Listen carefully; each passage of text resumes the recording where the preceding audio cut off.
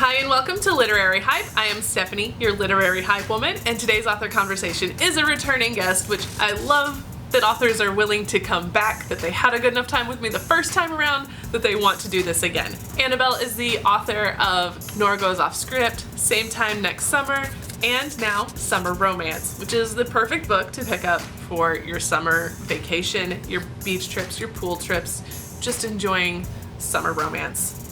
I mean, it's in the title. It is the title. If you don't have the time to sit down and watch this whole conversation, don't forget that Literary Hype is a podcast, so you can take it with you wherever you go and just listen.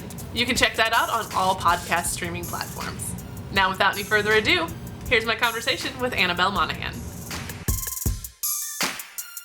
Well, welcome back to Literary Hype. It's so exciting to have you back. It's been a year, and now you've got a whole new book for us. I know. I hope we do this again next year. I mean, we'll be talking about what's coming next year too, coming up here in a minute.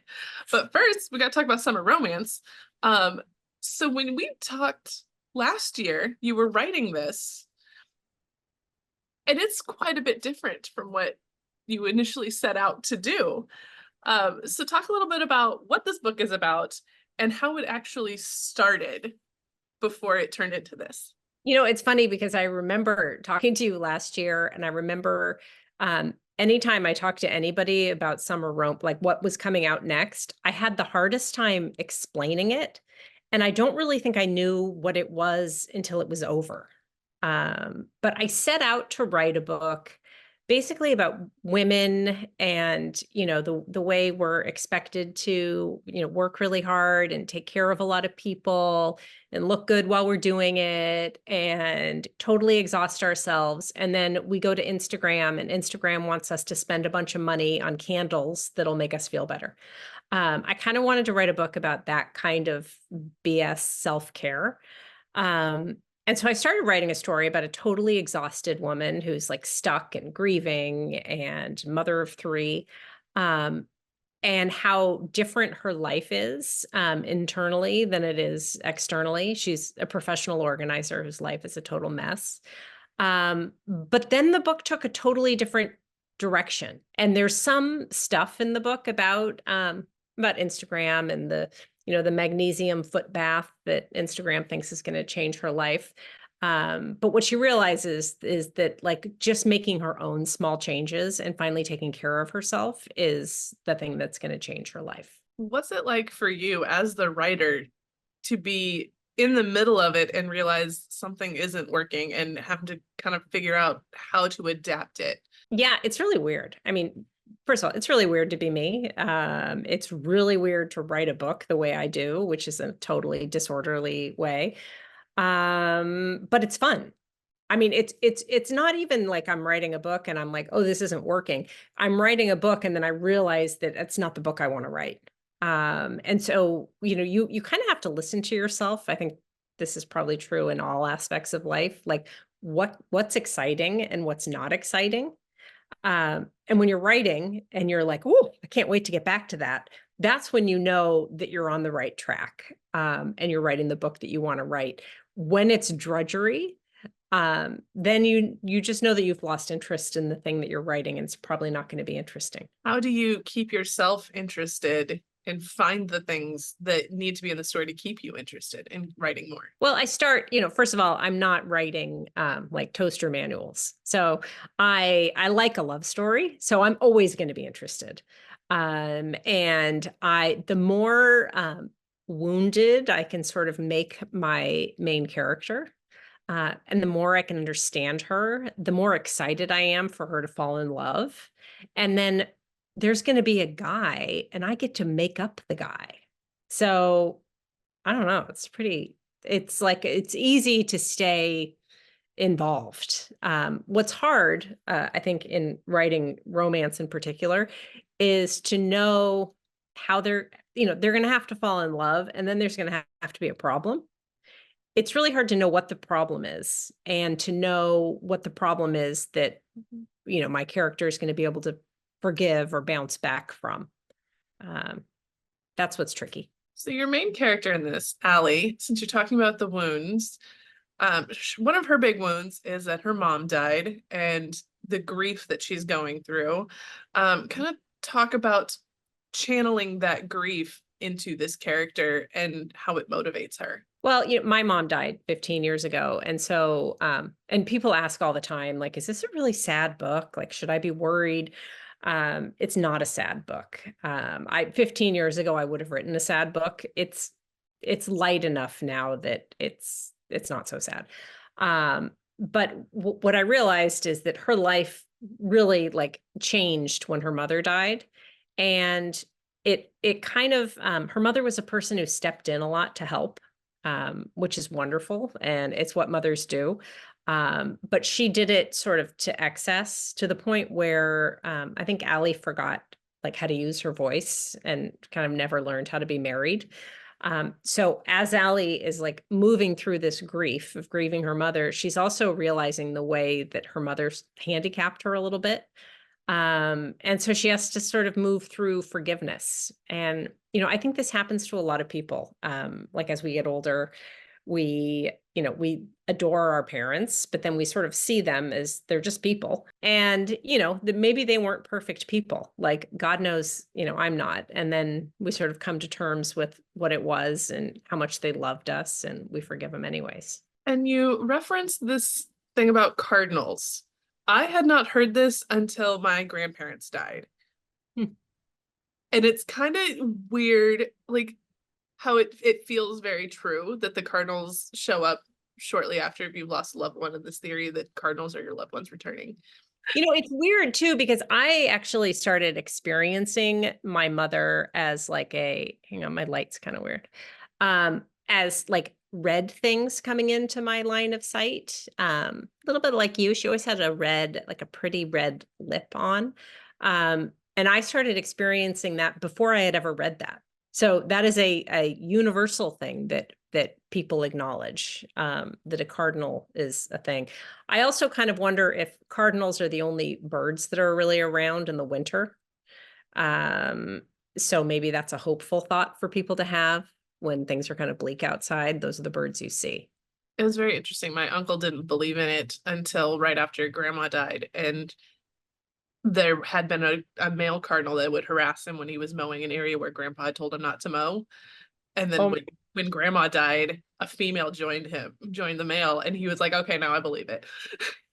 That's wild how things like that can happen and kind of bring comfort.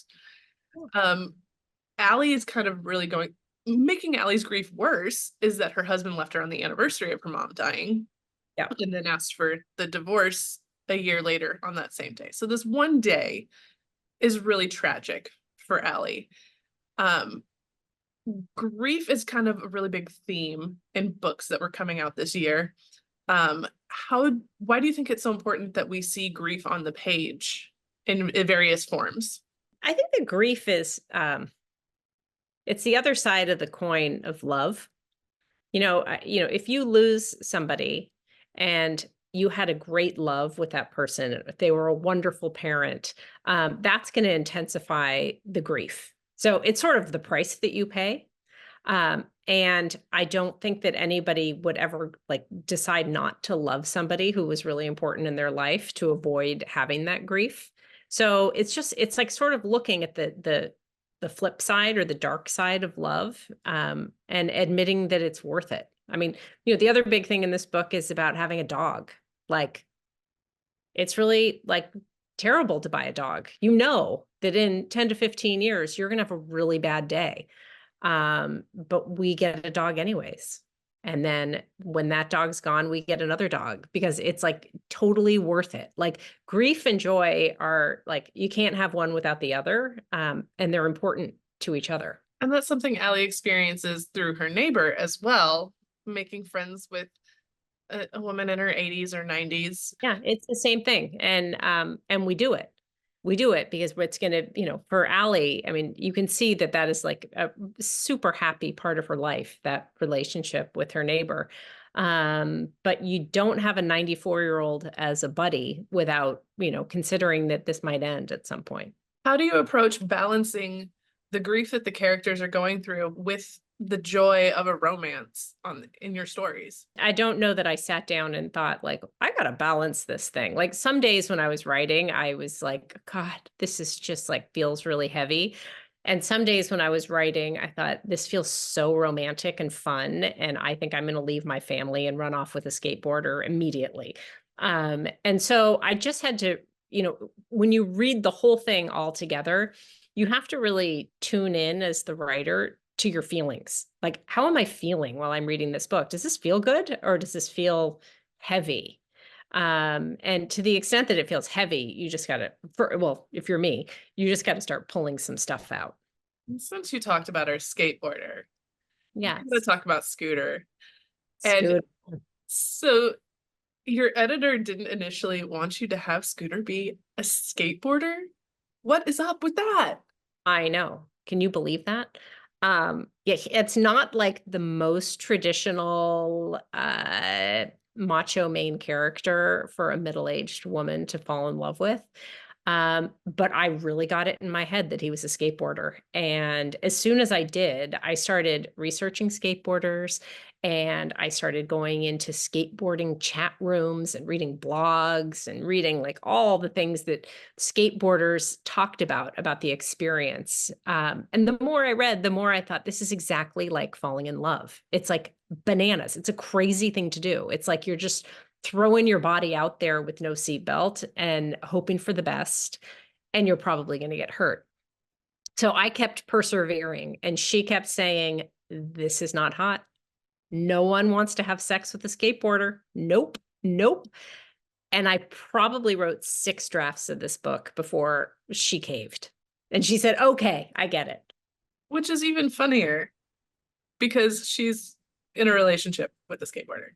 Yes, her husband's a skateboarder. True story. But maybe not currently he's a skateboarder. Maybe he skateboarded young, but you would think. But yeah, no, it was a tough sell. So how did you find that way of crafting Scooter, who's a lawyer by day and a skateboarder like with the teenagers on the weekend, finding that nuance in him that made you hot for a skateboarder despite what people would think? Yeah, it wasn't that easy because for a while when I was writing him, he was too goofy. He was just like, come on, man. We need somebody with dental insurance here. Like he's not like a guy that you want. And then I just got to know him more. And I just like, he's such a good guy. And he is quite responsible and grown up, but also has this sort of whimsical, I don't know, kind of free way about him. But it certainly didn't happen in the first draft. So Scooter's got the lawyer side, but the skateboarder side. And then Allie is a professional organizer who's a mess. So talk about how you crafted them to be what the other needs. Maybe by accident. I'm not totally sure. But yes, I think that she needed somebody who was going to help her take a risk, who was a person who was just kind of fearless about his life. And I think that maybe he needed somebody to make him feel settled. That's kind of how it plays out in the book. But I never think of that in advance. I never think of it like she needs someone taller and he needs someone shorter, and together they'll balance each other out. I just have to create the relationship and kind of run it through 100 times before I kind of come to a place where I'm like, oh, that relationship would really work in real life. You have some pretty strong feelings about third act breakups and whether or not the male character has done enough groveling. And this one, I feel like it's more Allie's doing the groveling because Allie's kind of the one that messes up in this one. Yeah. So trying to figure out what is that point of they've messed up too much versus they still have room to go or they can make this work. I think this is really hard. I honestly think it's really hard because there are a lot of ways, a lot of reasons why you would break up with somebody, right? Either she does something terrible or he does something terrible. Usually it's because, of some outside circumstance that makes them panic and walk away. But if you're going to have a happy ending, and I like a happy ending, it needs to be something forgivable enough that you can come back together and your reader actually wants them to be back together. It cannot be unforgivable. Or there has to be a really good reason for it that we can get our head around. And honestly, like I think that's the hardest part. And P.S., I think all of us have different levels of things we think are unforgivable. You know, there are things that that some people might say, like, oh, you can, if someone said that to me, I would never go back to him. And then you think, oh, it's just words, it's fine. But then there are actions you couldn't recover from. I think it's just different things for different people. One aspect of like the romance crafting conversation that I feel like you can speak really well to is there's been this whole debate over the value of spice in a book. And your books are steamy without the dramatic spice and that differentiation. Kind of talk about why people are trying to pit romance against each other just over its steam or spice level. Yeah, you know, I think we just want stuff to talk about. You know, I think that's just like, well, here's another thing we could debate. I think it's all a matter of personal preference and a matter of what your style is. Like, what kind of a book are you trying to write? Like, there's a good reason why no one ever gets murdered in my books, is because like I'm not a murder writer. So I write books. I like the part of falling in love that's before the kiss. I like that kind of steamy tension and that moment of they're so close. I find like a lot of energy in that. And so that's where I focus more of my attention. There are other writers who are so great at laying out the exact like actions of the spicy scene. It's kind of not my jam. So, you know, the debate is just for something to debate, but there's no wrong or right. It's just like, what kind of a book are you trying to write? Do you have any tips or tricks that you use to help craft that tension leading up to that first kiss and build that steam level? I don't. I'll just tell you, it like takes a lot of drafts. And it really all starts with the emotional connection. You know, it never really starts with like, oh, I'm standing next to a stranger and his arm brushed my arm and now I'm having this tingly feeling. It's more about, you know, moments of vulnerability, moments of connection. And then all of a sudden it's like, you know, a vein is opened between a couple of people. This is sort of how it works in real life too, as far as I remember. And then, you know, and then the next thing and the next thing, and you're thinking about each other and you know, there's sort of that yearning. I love yearning. I know one of your sons still reads your books. God bless him. Which, how you got them to read them, that is like the cutest thing ever, that you would pay your kids to read your books. I love it. You didn't get my kids to do anything for money. Yep. There you go. Like notes for the future. Whenever I get around to having kids, pay them. That works. But your middle son still reads them.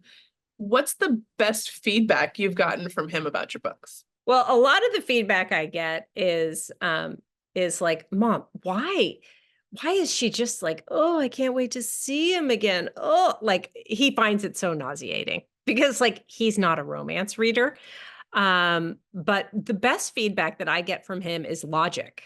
Like the flow of events, or the flow of you know, whether something's reasonable or makes sense. He's such a good set of eyes because he doesn't read these kind of books. So he's not going to just like get hooked in on the feeling and say, oh, I loved it. He's kind of fact checking from a totally different perspective. So he's awesome. What's it mean to you as a parent to have your kid read your work like that? Oh, it just means everything. I can't even say. It's just so, it's so fun because like I have three sons and they're all adults now, to varying degrees. And it's like, I can't talk to them about like basketball for 12 hours. So it's just a really fun thing for us to connect about. So it's been a really neat thing to share. And last time we talked, you were talking about how much you love Carly Fortune. And Oh, she's got a little blurb on your book. How did that come about, and what's that mean to you to have someone that you love blurbing your book? She's such a lovely person. She blurbed same time next summer also. I think she's on the cover of that one too, or I know she is. Um, it just means everything. And it's, my publisher, my editor reached out to her editor and asked her, but we have since, developed a sort of online friendship. And I've done one of her events. And we've gotten to know each other, and it's just like really amazing to be part of a community where all the authors are supporting all the authors. Like the better we do, the better we all do. And anytime somebody has a book coming out, we're all talking about whoever's book is coming out.